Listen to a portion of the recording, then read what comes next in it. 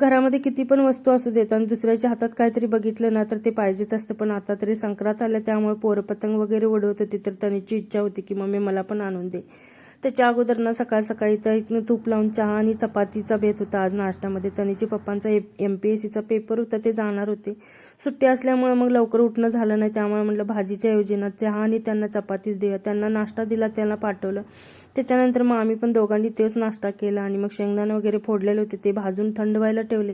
तोपर्यंत तनीचा मित्र इकडे पतंग उडवण्यासाठी त्याला बोलवायला आलेला होता आणि त्या पतंगला बघितल्यानंतर ना तनिषचा मूडच ऑफ झालेला, कारण त्याला पण खेळायची इच्छा होत होती. म्हणलं संध्याकाळी ह्याच्याबरोबर खेळ, तुला संध्याकाळी मी आणून देते.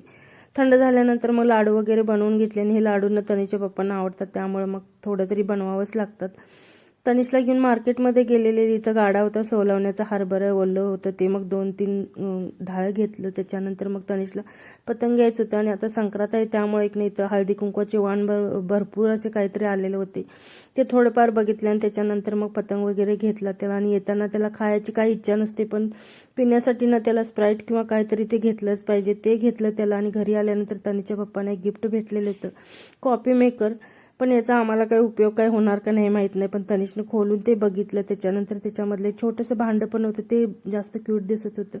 तर कसा वाटला मिनी ब्लॉग? आवडला असेल तर लाईक, शेअर आणि सबस्क्राईब